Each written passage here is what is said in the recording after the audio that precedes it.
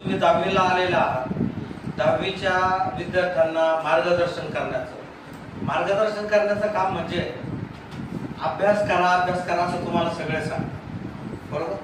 पण अभ्यास नेमका कसा करायचा, लक्षात कसं ठेवायचं, थोडं जरी वाचलं तरी लक्षात कसं ठेवायचं.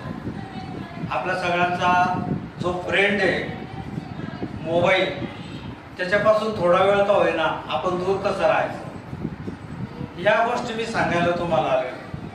अभ्यास करताना तुम्हाला ज्या काही अडचणी येतात, प्रत्यक्ष ज्यावेळेस आपण अभ्यास करतो त्यावेळेस तुम्हाला ज्या काही अडचणी येतात त्या दूर करण्याचं काम मी करत असतो. तुमची जी शाळा आहे ती सगळ्यात बेस्ट आहे. तुम्ही फक्त तुमच्या शिक्षकांनी शिकवलेलं ते जरी केलं व्यवस्थित तरीही तुम्ही इथे बसलेले सगळे 10वीच्या वार्षिक परीक्षेत 90% पेक्षा जास्त मार्क मिळू शकतात. 90% पेक्षा कमी बिलकुल नाही. तुमच्यापैकी 9वीतून 10वीत येताना एखाद्याला 40, 45, 50% जरी मार्क असले तरीही त्याला 90% पेक्षा जास्त मार्क मिळू शकते. फक्त तुम्ही तुमच्या शाळेच्या शिक्षकांनी शिकवलेलं, मात्र ते अगदी रेग्युलरली लक्षपूर्वक ऐकायचं, त्याच्या नोट्स काढायच्या, घरी गेल्यानंतर ते एकदा फक्त वाचायचं. आजपासून तुमच्या हातामध्ये 10 महिने, कंप्लीट 10 महिने, प्रत्येक महिन्यामध्ये 30 दिवस असतात, म्हणजे 10 महिन्याचे 300 दिवस तुमच्या हातात आहे. आता या 300 दिवसात काय करायचं, तर 300 दिवसात जर तुम्ही दररोज फक्त 45 मिनिटं अभ्यास केला, 45, तुमचा शाळेचा अभ्यास, तुम्ही ट्युशनला जात असाल तर तिथला अभ्यास, बाकीचा शिक्षकांनी दिलेला होमवर्क वगैरे हे सगळं सोडून फक्त 45 मिनिटं जर रेग्युलर अभ्यास केला दररोज, मात्र त्याच्यामध्ये गॅप घ्यायची नाही, तर तुमच्यापैकी प्रत्येकाला 90% पेक्षा जास्त मार्क मिळेल. अगदी 98% पर्यंत मार्क निश्चित मिळू शकते. आता हे करताना आपण संकल्प करणं खूप गरजेचं आहे. आपल्याला काय वाटतं की बाबा मला 40% मार्क मिळाले, मला 50 मिळाले, 70 मिळाले, इतकेच मार्क मिळाले, असं नसतं ते. आपण जेवढं ठरवतो ना, मला 90% मार्क पाहिजे, मला 92% पाहिजे, मला 95% पाहिजे, मला 97% पाहिजे, तुम्ही जेवढे मार्क तुम्ही ठरवा तेवढे मार्क तुम्हाला मिळू शकतात. आणि असे कमीत कमी 1000 विद्यार्थी मला माहित आहे की ज्यांनी या वर्षाच्या सुरुवातीला संकल्प केला की मला इतके मार्क मिळवायचे आणि तेवढे मार्क त्यांना मिळालेले आहेत. म्हणूनच मी या तुमच्या सगळ्या शाळांमधून येऊन तुम्हाला सांगतो की तुम्ही संकल्प करा. तुम्हाला किती मार्क मिळवायचे ते तुमच्यावर आहे, शिक्षकांवर नाही किंवा परीक्षेच्या बोर्डावर नाही.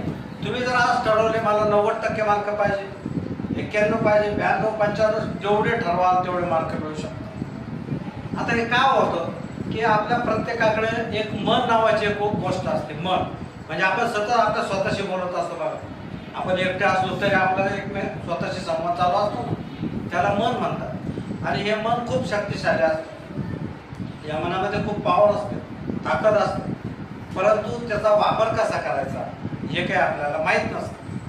ते जर आपल्याला माहीत झालं तर आपण या मनाच्या मदतीने जगामध्ये वाटेल ते करू शकतो. अभ्यास तर एक साधी गोष्ट आहे. 10वीचा अभ्यास हा अतिशय सोपा. तुम्ही 9वी पास करून आलेले आहेत, 9वी उत्तीर्ण झालेले आहेत, 9वी पेक्षा सुद्धा 10वीचा अभ्यास सोपा असतो आणि तुम्ही जर ठरवलं त्याच्यात भरपूर मार्क मिळू शकतात. आपण ज्यावेळेस अभ्यास करतो ना, तर आपण अभ्यास करताना काय करतो, पुस्तकामध्ये शब्द असतात आणि अंक असतात, त्याचा आपण अभ्यास करतो, शब्द आणि अंक, बरोबर. परंतु आपल्याला जे समजतं ना ते चित्रांमुळे समजत असतं.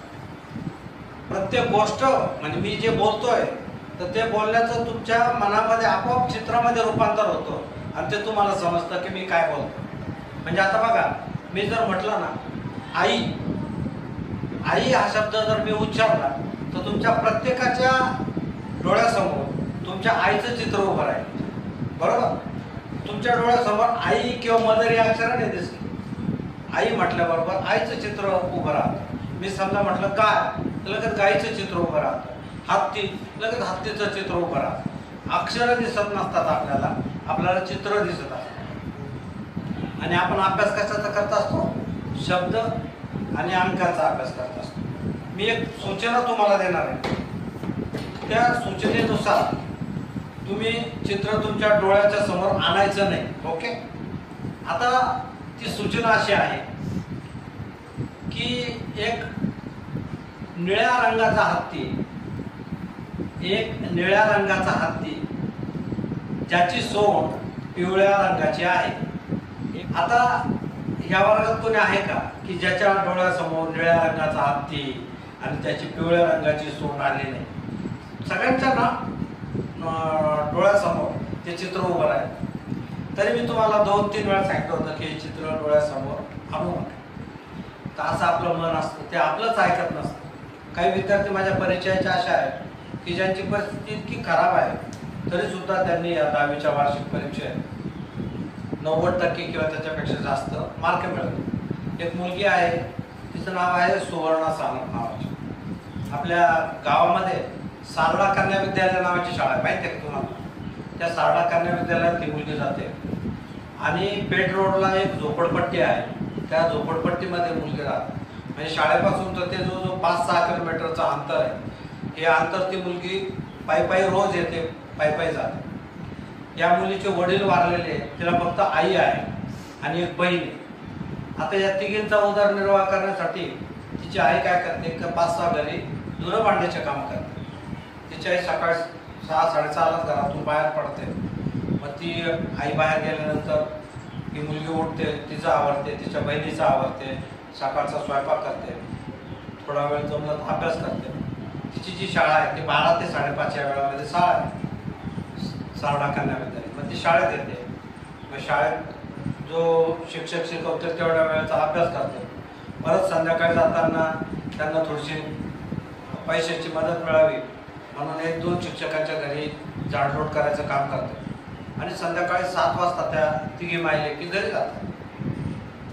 मागच्या वर्षी जून-जुलै महिन्यामध्ये मी त्यांच्या घरी गेलो होतो. घर म्हणजे झोपडी, एक 10 बाय 10ची झोपडी की जिथे एक पलंकाचा तरी माग. आणि मी गेलो त्या मागच्या वेळेस आपल्याकडे खूप पाऊस पडत होता, त्याच पिरियडला गेलो. ते इतकी झोपडी गळत होती का घरात बसायला कुठे कोरडी जागा सुद्धा नव्हती. आता तुमच्यापैकी किती जणांना झोपडपट्टीचं वातावरण माहिती मला कल्पना नाही, पण त्यांच्या तिथे अभ्यास करण्यासाठी थोडीशी शांतता पाहिजे असते. तीच त्यांच्या तिथे ना. सगळे टीव्ही जोरजोरात चालू असतात, गाण्यांची आवाज चालू राहतात, लोकांचे भांडणं चालू राहतात, लोक दारू घेऊन भांडणं करत राहतात. बऱ्याच वेळा तर विद्यार्थ्याच्या घरातच त्याचे पालकच दारू घेऊन हंगामा करत असतात. आता तो काय लहान मुलगा किंवा मुलगी काय करू शकत नाही किंवा सांगू शकत नाही. जर कोणी म्हटलं की ही मुलगी 10वीला आहे किंवा हा मुलगा 10वीला आहे, ते म्हणतो हा आम्हाला माहिती आहे मोठा कलेक्टर होणार आहे, मोठे कलेक्टर. म्हणजे तुमच्या अभ्यासाचं महत्त्व त्यांना काहीच नसतं. अशा वातावरणामध्ये ही जी सुवर्ण आहे तिथं जो रात्री 12-1च्या नंतर थोडीशी शांतता होती. मग ती रात्री 12च्या नंतर अभ्यासाला सुरुवात करायची, कधी 2-3-4 वाजेपर्यंत अभ्यास करायची.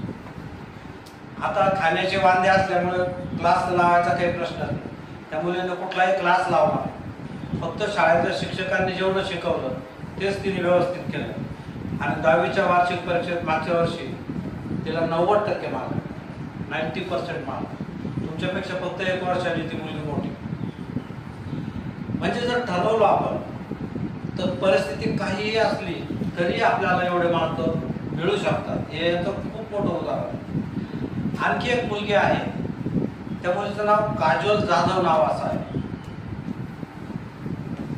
पुढे सर तुला पुढे यायचंय नाही, शांत बस. तर काजोल जाधव नावाची ही जी मुलगी आहे हिची परिस्थिती तर अशी आहे की हिचा जेव्हा जन्म झाला तेव्हा मुलगी झाली म्हणून तिच्या आईने तिला लहान बाळ असतानाच रस्त्यावर टाकून. आता हे लहान बाळ एक बाई रस्त्याने चाललेल्या होत्या 30-35 वर्षाच्या. त्या बाईंनी त्या बाळ घेतलं, ही मुलगी आहे, आणि ती बाई त्या मुलीला घरी घेऊन गेली, तिने तिला लहानचं मोठं केलं. ही जी बाई होती तिला जिने त्या मुलीला नेलं ती होती डोंबारी समाजाची, 30-35 वर्षाची ती बाई होती. तिने या मुलीला लहानचं मोठं केलं. आणि ती बाई जी आहे तिचा उदरनिर्वाहाचं साधन काय होतं, डोंबाऱ्याचा खेळ करायचे. तिथे दोरीवर बांबू लावतात ना ते लोक, डुंक वगैरे वाजवून येतात. तर तशी ती आई तिचं हे करायची. तिने त्या मुलीला लहानचं मोठं केलं. आता अशी परिस्थिती झाली, मुलगी झाली 14-15 वर्षाची, आई वयस्कर झाली. त्यामुळे आता ही मुलगी डोंबाऱ्याचा खेळ करते. आणि डोंगराचा खेळ करून जे काही पैसे मिळतील त्याच्यामध्ये मग ते त्यांचं भाजी पोळी वगैरे करून खातात. या मुलीला ही जेव्हा 10वीची वार्षिक परीक्षा होती, त्या वार्षिक परीक्षेच्या वेळी पेपर झाल्यानंतर तिला डोंगराचा खेळ करावा लागायचा आणि नंतर जे पैसे मिळतील त्या दिवशी त्यांचं जेवण व्हायचं. अशी परिस्थिती. आपल्याला सगळ्यांना तुम्हाला म्हणतात घरी गेलं तरी, अरे मुलांना अभ्यास करा, 10वीचं वर्ष आहे. तुम्हाला थोडासा राग येतो, तुम्हाला माहिती आहे की मी अभ्यास करतोय, पण तरी आपले पालक आपल्याला सांगतात की अभ्यास करा, अभ्यास करा. बरोबर आहे. या मुलीला सगळं सांगतात अभ्यास करू नको, अभ्यास कशाला करते. ती ज्या एरियामध्ये राहते त्या शिक्षणाचं महत्व कोणालाच नाही. तिची आई सुद्धा तिला म्हणते, अगं तू कशाला रात्रीचे डोळे फोडते, तुला दिवसभर काम करावं लागतं, डोंगराचा खेळ करावा लागतो, कशाला रात्री अभ्यास कर. म्हणजे आपल्याला अभ्यास करा असं सांगतात, तिला अभ्यास करू नका असं सांगतात. पण तरीही मुलगी तिला तिच्या मनानेच तिने घेतलं की तिच्या शाळेमध्ये जे एक शिक्षिका होते, तिने पाहिलं की या शिक्षिकेचं जीवन खूप छान आहे. आपण जर अभ्यास केला, आपल्याला जर 10वीला चांगले मार्क मिळाले तर आपल्याला शिक्षिका होता येईल, आपल्याला शिक्षिकेचं जीवन जगता येईल.